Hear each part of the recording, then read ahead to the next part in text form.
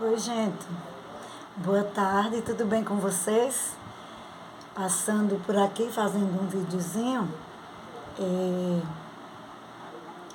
Estou num novo local da minha escolinha, né? E aproveitando para gravar um vídeo para conversar um pouco com vocês, né? Uma aluna minha saiu agora, terminou as atividades e eu aproveitei para gravar esse videozinho para vocês. Como eu tinha dito, que eu ia falar um pouco sobre síndrome do pânico. Eu fui diagnosticada há mais de 8 anos com a síndrome do pânico, né? E a ansiedade, tem uma siglazinha chamada TAG, transtorno de ansiedade generalizada. E passei assim por vários médicos. Passei por um neuro, fui para um psiquiatra, depois de psiquiatra, vários médicos clínicos, depois voltei de novo para o neuro e hoje eu faço o tratamento, né? Mas, como o médico falou, tratamento, né, gente? Sem uma atividade para você, desopilar a mente, né? Como a gente chama aqui no nosso Pernambuco. A gente tem que ter alguma coisa, fazer alguma coisa. Aí por isso que eu faço artes. Aqui eu estou olhando aqui minhas coisas, minhas tesouras, as tintas que estão ali. Aqui tem mais material. Ali tem cola. Aqui papel, são os papéis. Não pode me faltar. Porque eu também faço crochê. Por quê?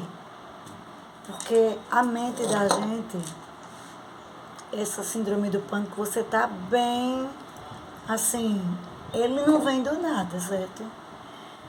Vem do nada não. Você pode estar com um estresse ou tenha tido algum mal-estar, algum aborrecimento, algum sentimento ruim que alguém falou com você, qualquer coisa assim, algum medo. Então, o pânico, ele vem. E a gente sente, né? Aceleração no coração. A gente sente como que vai morrer, como que vai dar um ataque cardíaco, um infarto. Aí dor de cabeça, as mãos ficam trêmulas, a cabeça fica trêmula. E assim, cerca de 10 a 15 minutos passa com essa crise. Mas é como se fosse um mês, porque é muito ruim, uma sensação muito ruim. E assim, já passei muito, hoje diminuiu mais, porque eu oro muito, vivo em oração, pedindo a Jesus, né, para controlar, porque a medicina diz que não tem cura, mas o médico dos médicos é Jesus. E se ele quiser curar, ele cura. E eu passei um bocado de tempo assim, sem querer me sociabilizar, né? Com medo, né, de crises, de novas crises. E aí passei muito tempo um pouco isolada. Depois da medicação, eu era uma pessoa que eu viajava muito sozinha. Depois de um certo tempo, por conta das crises, eu fiquei com medo de viajar sozinha. Só viajava com uma pessoa, só viajo com uma pessoa da família, porque tenho medo de dar uma crise e não ter ninguém por perto. Porque tem que ter alguém para lhe acalmar, né? Para dar como se fosse assim, os primeiros socorros. E o que é os primeiros socorros? São palavras de ânimo, né? Uma massagem, uma breve massagem aqui, nessa região aqui, que ela junta muita tensão nervosa, aqui da nuca para os ombros. Dá uma massagem, palavras de encorajamento, um chazinho relaxante, porque medicação a gente já toma. Só que no início as crises eram muito fortes, porque eu não sabia o que era, então a gente foi investigar. Depois de muito tempo de tratamento, uns 2 anos a 3 anos, elas foram diminuindo mais. Só que é aquela coisa, eu não posso estar perto de gente muito estressada. Eu não posso estar em lugar que tenha confusão. Eu não posso estar em lugares esquisitos. Eu tenho medo, tenho pânico. Eu tenho medo, assim, dessas fantasias carnavalescas. Eu tenho pavor, pânico, né? Que chamam-se os tabaqueiros, né? Eu passo mal mesmo de ir para o hospital, se um chegar perto de mim. Medo de dormir sozinha, medo de doenças. A gente sente assim como se você ficasse com medo de trabalhar e naquele trabalho você dá uma crise e ninguém entender, ou você falta muito. Às vezes quando eu trabalhava, né, eu faltava muito porque tinha dia que eu me acordava animada, tinha dia que eu acordava desanimada. Não queria me levantar, não aguentava, era só deitada. E por isso eu perdi muitas oportunidades na minha vida. Às vezes se torna incapacitante, você se sente inútil em determinados momentos. Por conta da medicação, você tem dificuldade assim, de assimilar uma coisa bem rápido. Você tem que pensar bem muito, ouvir com bastante atenção para poder entender. E assim, o pânico, ele é o medo do medo. Se você sentir algum dia, que Deus te livre, né? Mas a gente não pode dizer eu nunca. Mas se você sentir algum dia, coração acelerando, as pernas trêmulas, os braços, as mãos, a cabeça, é aquela coisa assim como que você está sem respirar direito, procure um médico, de preferência um neuro ou um psiquiatra. Qualquer um dos dois vai diagnosticar e vai passar a medicação certa para você. Não é o fim, né? É a gente fazer o que eu faço, né? Eu faço pilates para poder trabalhar a respiração. Faço dança em casa, eu danço, coloco musiquinhas, danço. Faço artes, né, como eu já falei para vocês. Ou lá na minha casa, ou aqui na minha escolinha, eu venho bem tranquilo, ventiladorzinho ligado e fico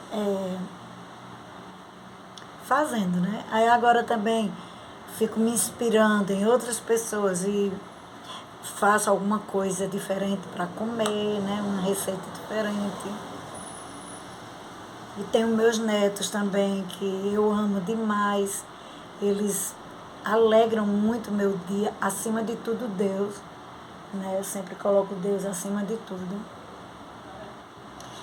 E é isso, gente. Eu estou passando por aqui não é para deixar você com medo, mas sim para lhe alertar, né? Se você sentir alguma coisa parecida do tipo, é a ansiedade e a síndrome do pânico. Elas duas são juntas. Às vezes a pessoa só tem ansiedade, não tem o pânico. Às vezes só tem o pânico, não tem ansiedade. No meu caso, eu tenho os dois, né? Mas eu tomo a medicação passada pelo médico. Eu não tomo outra medicação a não ser que o meu médico passe, ou diminua sem ele saber, ou aumente sem ele saber. Tudo tem que ser com ordem médica, né? E as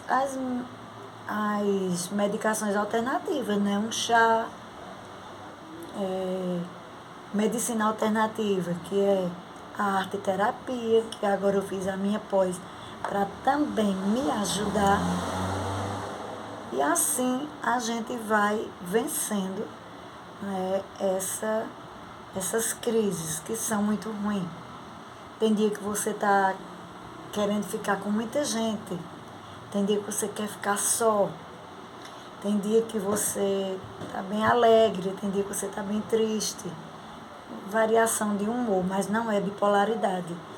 É porque você fica naquela tensão, com medo de dar uma crise. Basta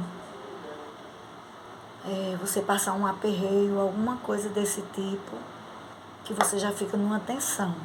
Isso aí é normal da doença.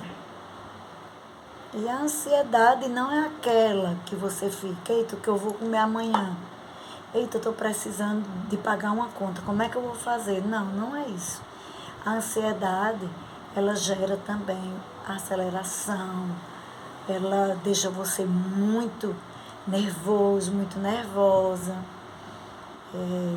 Quando você não consegue resolver uma coisa, então dá crise de nervo, certo? É uma crise de nervo, sendo que é bem mais acelerada. E muitas das vezes a gente não compreende, né? Eu, antigamente, qualquer coisa que eu sentia, qualquer sintoma, eu corria logo para o hospital. E o médico passava logo diazepam para eu me acalmar. Minha pressão subia, minha glicose, tudo. Mas aí agora eu já não vou mais, porque eu tomo a medicação e fico respirando, mas ligo para minha filha, ligo para minhas irmãs, peço para orar por mim, peço oração para passar aquela crise, que é muito ruim, gente. Vocês não têm noção, sabe? Mas, apesar de tudo, sempre com um sorriso nos lábios, sempre brincando, sempre interagindo, né? Trabalhando no que posso fazer, pintando o rostinho que eu gosto, fazendo recreações. E isso vai me acalmando mais.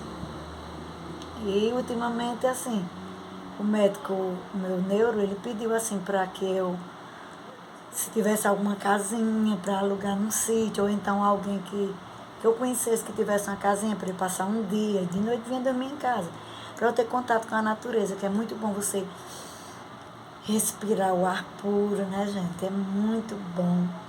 Eu tenho muito desejo, assim, de ter uma casinha, mas até agora não foi da vontade de Deus, né? Não apareceu. Tenho procurado, mas não apareceu. Mas confiando em Jesus, aquele que tudo pode, quem sabe eu acho uma casinha com aluguelzinho bem baratinho, né? Só para passar o dia, fazer horta. Sim, também comecei a cultivar plantinhas. E isso aí no meu jardim, dentro da minha casa, também foi melhorando muito, porque eu ia me entretendo, mexendo com adubo, plantando, né, vendo as florzinhas florescer. Isso foi me ajudando muito. E por hoje é só, depois eu dou mais detalhes a vocês, né, sobre isso, porque é muita coisa, senão o vídeo vai ficar muito longo e cansativo. Então, gente, quem não se inscreveu no meu canal, se inscreve, mas não esqueça de dar aquele joinha para o YouTube entender que eu tenho assuntos e práticas bem relevantes para repassar para vocês. Até o próximo vídeo, se Deus quiser. Tchau, tchau, gente.